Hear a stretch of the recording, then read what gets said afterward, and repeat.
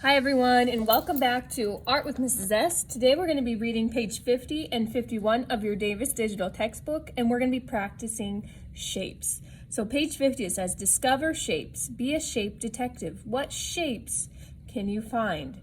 So I'm looking at both these pictures on page 50, and there's a couple shapes on here that I can already see. There's this one,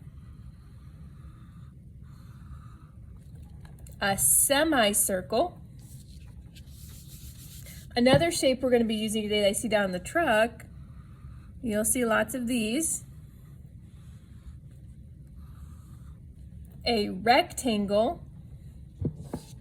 You're also going to see something that looks like a rectangle but has 4 equal sides. I'll try to draw them as equal as I can on here. A square. And we have 2 more we're going to practice today. I also see this one down in those orange cones. You'll see this one a lot today, the 3-sided shape called a triangle. And the last one, I'll try to draw it as best as I can. A circle. And that's it. You can also do an oval today would be fine, or if you know more shapes like a pentagon, a hexagon, or an octagon, those will be up to you, or you can invent your own shapes. So now that we're done practicing, we're going to be ready to draw. So if you have white paper, use white paper today, but you can also use dry erase board, lined paper, or whatever you have at your home. And I could use a pencil to draw today, but I'm going to use a black crayon so you can see it nice and bold on this paper. And we're going to be drawing a city or a house using these shapes that we just practiced. So I'm going to practice making these, and I can start anywhere on my paper. And I like to go all the way down to the bottom of my page. So I just drew a nice tall rectangle. Now I can add to that rectangle to create other things. So I can add on a triangle, and now I can see kind of this tall, skinny house. And I'm going to keep adding these little details using shapes. So there's another rectangle. I can add in some square windows.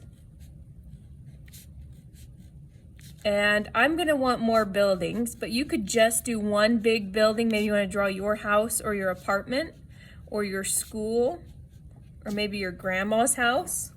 You can also draw another shape over here. Notice I'm using the side of my other building and the sides of my paper. This was a square, and I'm going to draw a shorter house. So it's going to have 2 big doors in the front with some bigger windows. I might even use some semicircles for my window this time. Change yours up. I always just draw one to give you an idea.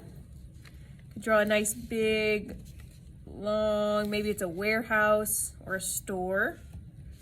Using those rectangles, using those squares, using what I know of lines. And this one's gonna have some circles for my window. And I don't want a roof on this one, so I'm going to leave it flat. It's going to have a flat roof.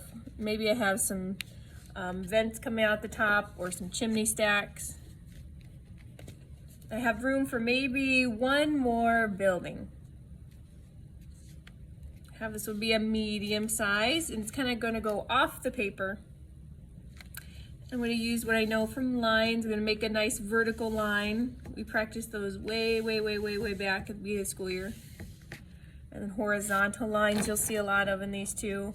If you want to add other details or more windows, you're more than happy to. You could also add things like clouds or a sun or even a moon.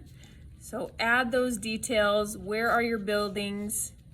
What setting are you making? There you go. So once you're done drawing using your geometric shapes, drawing those buildings or whatever you decided to draw today, you could even add other details like cars or clouds, use some curvy lines or shapes to create some nice fluffy clouds. The next part of this would be to color. So I'm going to start adding some color to this. You could watercolor this, you could use tempera paint, you could use oil pastels if you have them, or colored pencils.